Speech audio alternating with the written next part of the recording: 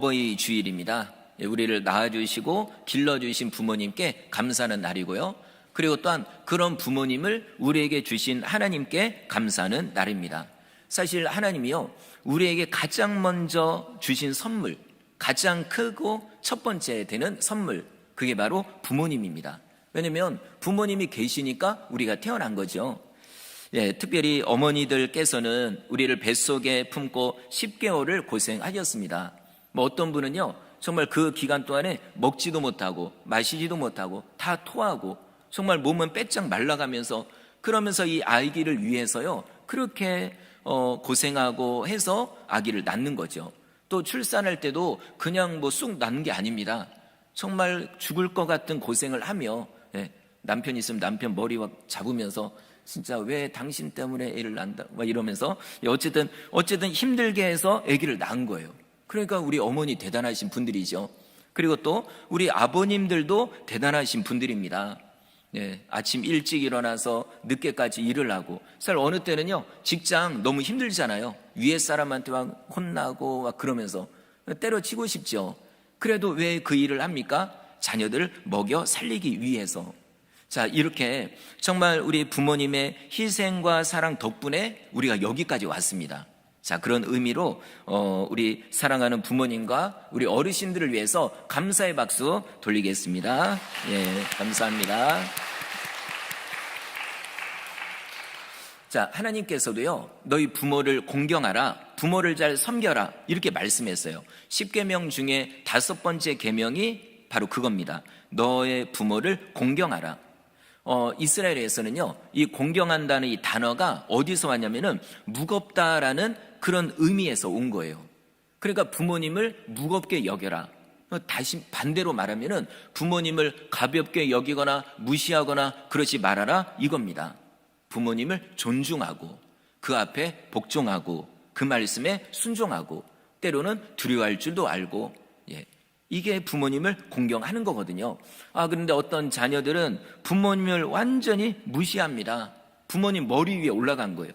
그래서 부모님이 뭐라고 말하면 그냥 화를 내고 짜증내고, 근데 어떤 자녀는 부모님을 때리는 경우도 있습니다. 여러분, 이거는요 정말 하나님을 완전히 이건 무시하는 거예요. 부모님만 무시하는 게 아니라 하나님을 무시하는 거예요. 왜냐하면 부모님을 주신 분이 하나님이거든요. 그리고 부모를 공경하라 말씀했거든요. 근데 그런 부모님의 은혜를 모르고 하나님의 명령도 모르고 부모님에게 함부로 하면 어떻게 될까요? 자, 성경에 이렇게 나옵니다. 잠언 30장 17절입니다. 아비를 조롱하며 어미 순종하기를 싫어하는 자의 눈은 골짜기의 까마귀에게 쪼이고 독수리 새끼에게 먹히리라. 아멘. 사실 이거는 우리 아이들, 학생들이 들어야 되는 말씀이거든요. 자, 부모님을 조롱하고 순종을 안 하고 이런 사람, 이런 자녀는 어떻게 된다고요? 그 눈이 까마귀에게 쪼이고, 그 다음에 그 시체가 독수리에게 잡혀가가지고 독수리 새끼에게 먹힌대요. 이게요 그냥 겁만 주려고 하는 말씀이 아닙니다. 정말 하나님은요 우리가 부모를 공경하기를 원합니다. 그런데 이런 은혜를 모르고 부모님께 함부로 한다, 그런 자녀는 반드시 하나님께 심판을 받습니다. 그리고요, 이런 일이 구약시대만 그런 게 아니라 지금도 똑같아요. 자, 한번 그럼 우리 자신을 돌아볼까요? 우리는 부모님을 그동안에 공경하며 살았는지, 아니면은 부모님을 막 무시하고 화내고 완전히 부모님을 진짜 그렇게 내 밑에 있는 동생처럼 그렇게 생각해버리고, 그거는 안 됩니다. 그리고요, 그런 사람은 뭘 해도 안 됩니다. 복을 못 받아요. 왜 그러냐면 성경에 이렇게 돼 있거든요. 너의 부모를 공경하는 자가 복을 받는다, 이렇게 돼 있어요. 제가 읽어볼게요. 신명기 5장 16절입니다. 너는 너의 하나님 여호와께서 명령한 대로 너의 부모를 공경하라. 그리하면 너의 하나님 여호와가 내게 준 땅에서 네 생명이 길고 복을 누리리라. 이렇게 돼 있어요. 아까 우리 집사님 기도 중에도 이 똑같은 구절 말씀했거든요. 자, 이 땅에서 부모님 말씀 순종하고 부모님을 잘 공경하고 이러면 복을 받는데요. 하는 일도 잘 된다는 얘기죠. 그런데 반대로 이런 부모님을 무시하고 불순종하고 속을 썩이고, 속을 썩였는데도 그거를 깨닫지 못하고 철이 들어야 되는데 철이 안 들고 이러면 어떻게 될까요? 분명히 하나님께 심판을 받는 겁니다. 그리고요, 하는 일이 안 돼요. 이거는 교회 다니는 분이나 안 다니는 분이나 제가 볼 때는 진짜 그런 것 같아요. 평소에 부모님을 잘 섬긴 그런 자녀는 나중에 잘 되더라고요. 근데 부모님께 함부로 하고 와 그냥 속만 썩이고 이런 자녀는요, 나중에 안 됩니다. 그러면 그 자녀의 자녀가 어떻게 할까요? 자기 부모한테 똑같이 하는 거예요. 맞다, 우리 엄마 아빠가 할머니 할아버지한테 와 함부로 하던데 그렇게 해야 되나 보다. 그러니까 자기도 그렇게 하는 거예요. 여러분, 그러면 안 됩니다. 그리고 부모님께 순종하는 자가 복을 받거든요. 작년 그 어버이 주일 때 제가 요셉을 설교를 했어요. 그때 요셉이요, 복을 받았습니다. 어떻게 복을 받냐면 집에서부터 부모님 말씀에 순종했거든요. 아버지도 볼 때 내가 12명의 자녀가 있는데 그 중에 말을 가장 잘 듣는 자녀가 요셉인 거예요. 결과적으로 어떻게 됐을까요? 그 많은 자녀들 중에 가장 큰 복을 받은 게 바로 요셉입니다. 집에서도 요셉은 부모님 말씀 순종하고, 그다음에 나중에 좀 억울한 일을 당했죠. 노예로 끌려갔어요. 그때도요, 이게 순종이 습관이거든요. 그러니까 위에 주인의 말에 순종합니다. 아마 어떤 노예 같은 경우는 아주 그냥 정말 이 신세 한탄을 하면서 내가 여기까지 내가 왜 와서 고생하냐 그러고 말도 안 듣고 이랬을지 몰라요. 근데 요셉은요, 노예로 끌려가도 주인의 말에 순종합니다. 그래요, 그게 끝이 아니에요. 또 억울한 일을 또 당해요. 이번에는 아예 감옥에 들어가서 완전 죄수가 됩니다. 근데 신기한 건 감옥에 가서까지요, 위에 사람 말에 순종하는 거예요. 가만히 감옥의 우두머리 간수장이 가만히 보니까 얘는 달라요. 얘가 왜 감옥에 왔는지 이해가 안 돼요. 그 정도로 착하거든요. 그래가지고 감옥의 모든 걸 다 맡기는 거예요. 간수들도 아니고 죄수에게 감옥의 모든 일을 맡길 정도니 대단한 거죠. 그러니까 요셉이 잘 되는 겁니다. 나중에는 애굽 나라의 국무총리까지 돼요. 자, 성도 여러분, 순종하는 자가 복을 받습니다. 혹시 내가 그동안에 부모님 말씀에 순종하며 살았는지 한번 돌아볼 필요가 있죠. 그리고 또 내 자녀들에게도 순종하는 걸 가르쳐야 돼요. 자녀를 너무 이렇게 떠받들지 마십시오. 어느 정도 선에서는 딱 끊어야 돼요. 어느 때는 혼내기도 하고요. 부모의 권위를 세워줘야 됩니다. 이걸 누가 또 해야 되냐면 엄마가 해야 돼요. 엄마가 남편 무시하고 그러면 자녀들도 아빠 무시합니다. 그러지 말고 아내는 남편을 세워줘야 됩니다. 자녀들 앞에서요. 그래야 자녀들도 그렇구나, 우리 아버지 이렇게, 그러면 또 덩달아서 엄마도 존경을 받는 거죠. 자, 이거는 지혜가 필요합니다. 자, 성경에 보니까 예수님도요, 늘 순종하는 분이셨어요. 하나님 아버지의 말씀에 순종하셨고, 그 다음에 육신의 부모님께도 순종하셨습니다. 예수님도 그렇게 순종하시는데 우리가 감히 불순종하고 부모님 말씀 불순종하고 하나님 아버지 말씀 불순종하는 거, 이거는 주님이 원하는 게 아니죠. 자, 그래서 오늘은 예수님이 어떻게 순종하셨는지 이 두 가지를 말씀을 드릴게요. 첫 번째, 육신의 부모님께 순종하셨습니다. 자, 예수님은 이 땅에 태어나셨죠. 원래는 천국에 계셨죠. 천지만물이 만들어지기 이전부터 계셨으니까 그때는 하나님이 아버지셨죠. 자, 그런데 이 땅으로 오실 때 그냥 뿅 하고 이 땅에 오신 게 아닙니다. 우리처럼 똑같이 육신의 부모님을 통해 태어나신 거예요. 아버지가 누구죠? 요셉, 어머니는 마리아. 자, 그런데요, 엄밀하게 말하면 어머니 마리아를 통해서만 태어나셨습니다. 성경에 그렇게 돼 있잖아요. 동정녀 마리아에게서 태어나셨다고. 이 동정녀는 처녀예요. 원래는 남자하고 여자가 결혼하고 같이 잠을 자고 이래야 아기가 태어나죠. 근데 세상에 유일하게 예수님만이 처녀의 몸에서 탄생을 하신 겁니다. 하나님의 능력 가운데. 자, 그런다고 하면은 아버지 요셉은요, 사실 형식상 아버지인 거예요. 근데 여러분, 이제 중요한 게 있습니다. 제가 요셉 얘기를 이제 쭉 앞으로도 할 거거든요. 자, 만약에 요셉 같은 아버지가 아니었다면 아마 예수님은요, 엄마 뱃속에 있다가 엄마도 죽고 아기도 예수님도 죽었을 거예요. 자, 왜 그러냐면, 아니, 요셉 입장에서 한번 생각해 보십시오. 자, 마리아하고 약혼을 했어요. 결혼을 아직 안 했습니다. 약혼하면 서로 떨어져 지내거든요. 한 1년 정도? 그리고 결혼을 해야 같이 이제 합방을 하는 거예요. 근데 아니, 떨어져 있는데, 약혼한 상태인데, 근데 갑자기 마리아가 임신을 한 거예요. 여러분, 이렇다면 우리 보통 어떤 생각할까요? 아니, 놔두고 이 약혼한 사이에, 그 다른 남자랑 놀아나가지고 아기를 임신했구나. 그럼 이 생각 하겠죠. 당연히 그렇게 생각하겠죠. 그런데 요셉이요, 이 모든 상황을 그대로 받아들인 거예요.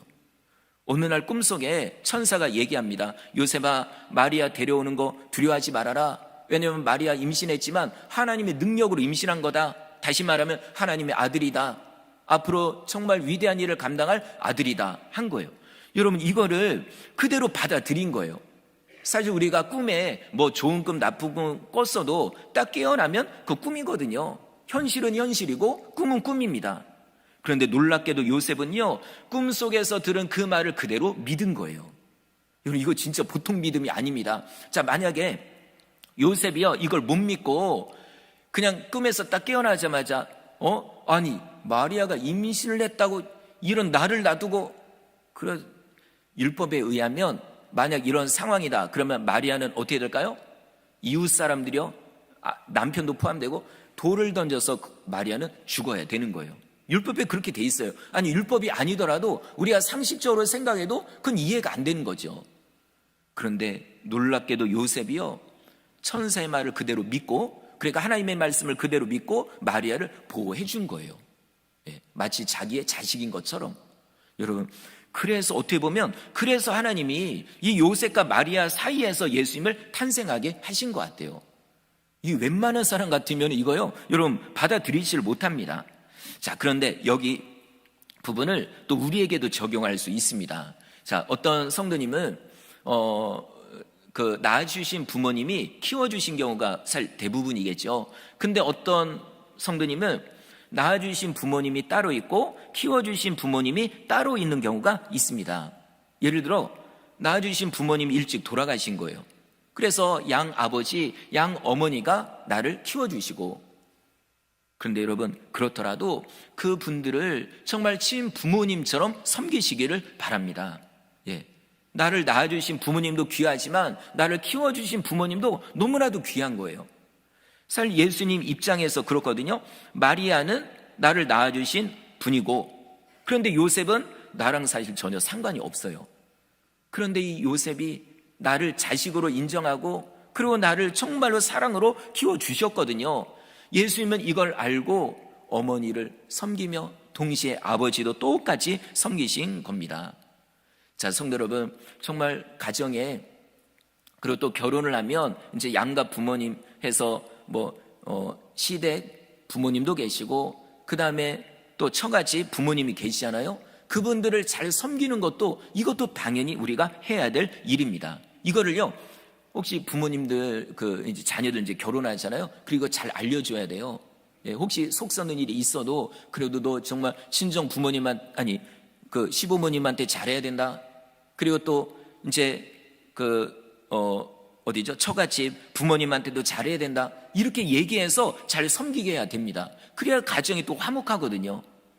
자, 예수님은 정말 육신의 부모님의 말씀에 잘 순종했습니다. 나를 낳아주신 어머니, 나를 키워주신 아버지. 오늘 51절 앞부분에 이렇게 되어 있습니다. 예수께서 함께 내려가사 나사렛에 이르러 순종하여 받드시더라. 이때가 예수님이 12살 때예요. 지금으로 말하면 초등학교 5학년 정도가 되죠. 그때도요, 집에서 순종을 잘 하셨다는 겁니다. 어머니 말씀에 순종하고 아버지 말씀에 순종하고. 그리고 사실 아버지 요셉은요, 일찍 돌아가십니다. 물론 언제 돌아가셨는지는 안 나와요. 근데 예수님이 본격적인 사역을 시작하실 때부터 보면은 아버지에 대한 언급이 하나도 안 나와요. 어머니 언급 나옵니다. 동생들에 대해서도 나와요. 그리고 가정에 중요한 일이 있거든요. 그런데도 아버지 언급이 안 나와요. 그래, 결국 아버지는 좀 일찍 돌아가신 거죠. 자, 그런데 이 예수님이요, 정말 자기가 이제는 이 가정의 가장과 같은 그런 마음으로 가정을 꾸려 나갑니다. 어머니를 정말로 잘 공개하고요, 잘 섬기고, 그 다음에 동생들 많아요. 남자 동생들도 성경 이름도 나와 있잖아요. 거기다 여동생들까지, 이들을요 정말 자기가 아버지인 것처럼 그들을 잘 돌보는 거예요. 자, 이러다 보니 엄마 입장에서는 이런 아들이 없죠. 이런 훌륭한 아들 너무나도 귀합니다. 동생들 입장에서도 이런 형님, 이런 오빠가 없는 거예요. 정말로 너무나도 듬직한 오빠, 듬직한 형님인 거죠. 자, 그러다 보니까 이웃들도 이런 예수님을 칭찬할 수밖에 없습니다. 자, 우리 52절 읽어볼까요? 52절 시작. 키가 자라가며 하나님과 사람에게 더욱 사랑스러워 가시더라. 아멘. 어렸을 때부터 사랑을 받았습니다. 왜 사랑받을까요? 순종하니까. 여러분, 집에서 순종 잘하고 말 잘 듣는 자녀는 부모님께도 사랑받지만 이웃들에게도 칭찬받습니다. 그리고 이런 모습이 쭉 가는 거예요. 청소년 때도 그렇게 하고 청년 때도 그렇게 하고, 그러니까 이웃들이요 칭찬할 수밖에 없는 거죠. 자, 이런 정말 예수님은 사랑받는 자녀였습니다. 자, 그러면 또 우리에게도 적용해 보면 우리도요 부모님 말씀에 순종을 잘해야 됩니다. 특별히 교회 안 다니는 분들이 우리를 볼 때 인정해야 돼요. 야, 역시 교회 다니는 사람은 다르구나. 와, 역시 부모님을 잘 섬기는 거 보니까 야, 교회에서 그렇게 가르치나 보다. 야, 얘들아 너네도 교회 가라. 이렇게 되는 거예요. 그런데 반대로 우리가 부모님을 잘 안 섬기면 어떻게 될까요? 교회 안 다니는 분들이 보고 아이고 참 웃긴다. 교회에서 저렇게 가르치나 보다. 아니 부모 놔두고 뭐 지들 잘 산다고 저러고 있냐. 야, 너네는 교회 가지 마라. 진짜 이렇게 되는 거예요. 여러분, 이거는 하나님의 영광을 가리는 거고, 그리고 전도의 문을 꽉 막아버리는 겁니다. 절대로 성도 여러분, 그렇게 하면 안 됩니다. 자, 디모데전서 5장 8절도 제가 읽어볼게요. 누구든지 자기 친족, 특히 자기 가족을 돌보지 아니하면 믿음을 배반한 자요 불신자보다 더 악한 자니라. 아멘. 사도 바울이 얘기한 거예요. 여러분, 만약에 부모님을 공경하지 않는다면, 가족을 돌보지 않는다면 이게 뭡니까? 이게 진짜 교회 다니는 사람입니까?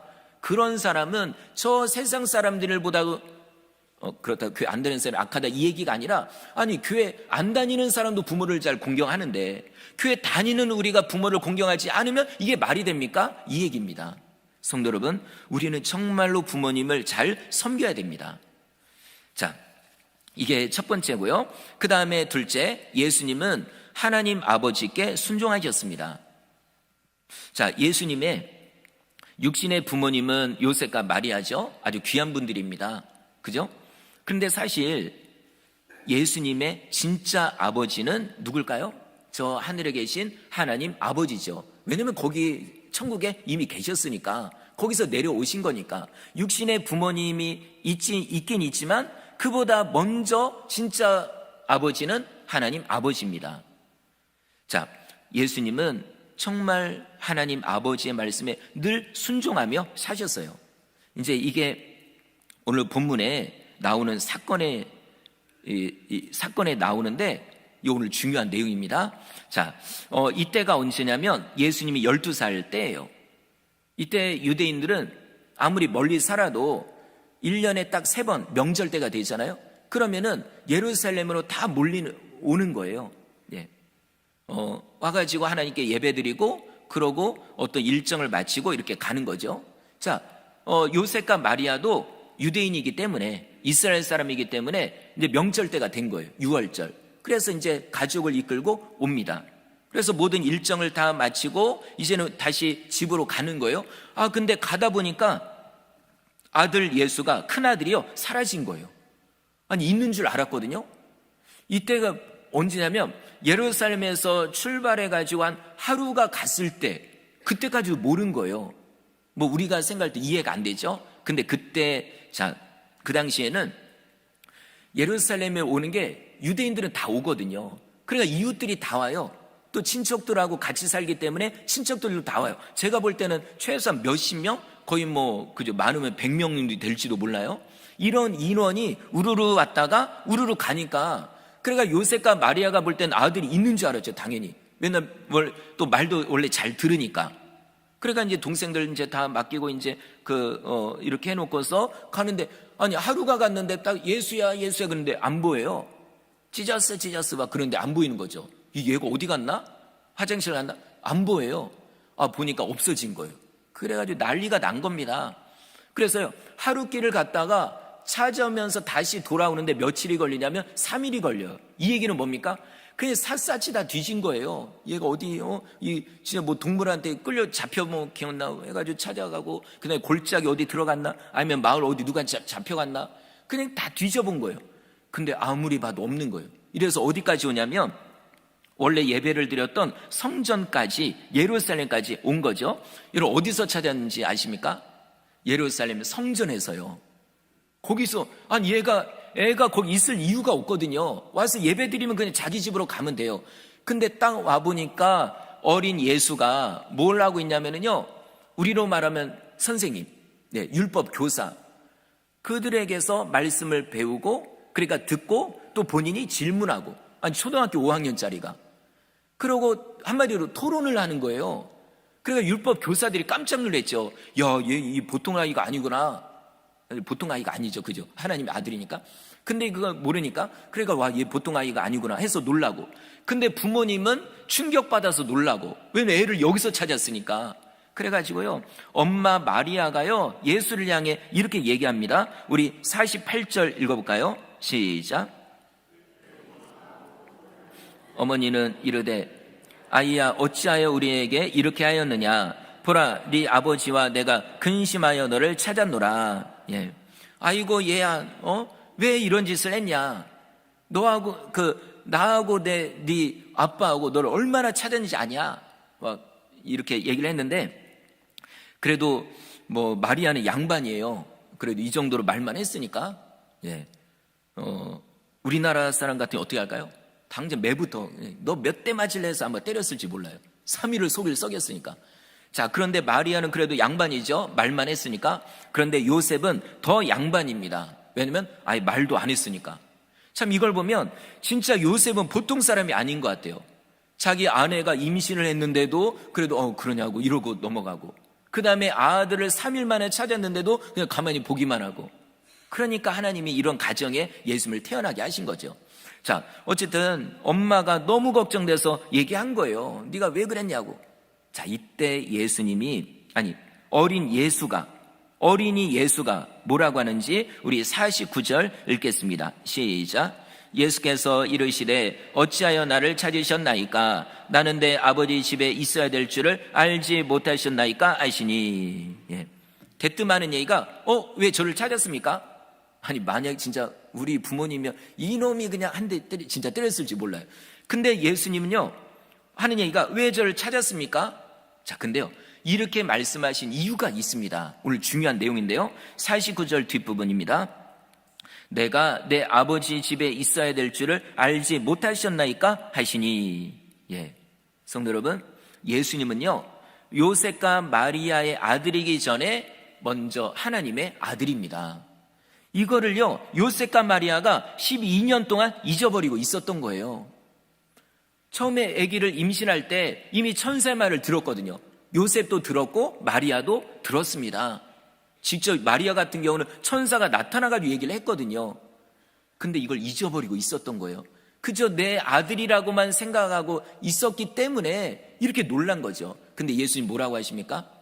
내가 내 아버지 집에 있어야 되는 게 당연한 게 아닙니까? 바로 나는 하나님의 아들입니다. 이 얘기입니다. 자, 성도 여러분, 이거 오늘 말씀 꼭 기억하십시오. 내가 배 아파서 낳은 자녀라도 내 자녀이기 전에 먼저 하나님의 자녀입니다.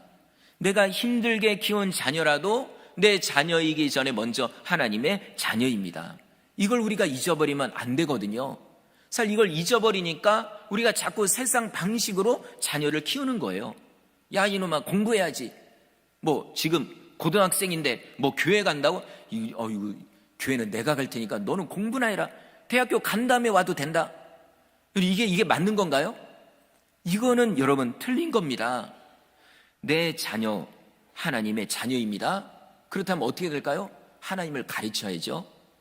교회 데리고 와서 하나님을 예배하는 법을 가르쳐야 되고, 하나님의 말씀을 가르쳐야 되고, 하나님께 기도하는 법을 가르쳐야 됩니다. 하나님과 계속 연결해 주는 거예요. 이게 우리의 역할입니다. 그런데 이걸 잊어버리고 그냥 내 자녀라고만 생각하니까, 그러니까 자꾸 세상 방식으로 키우고 내 만족을 위해서 아이들을 그렇게 가르치고, 그런 자녀는 어떻게 될까요?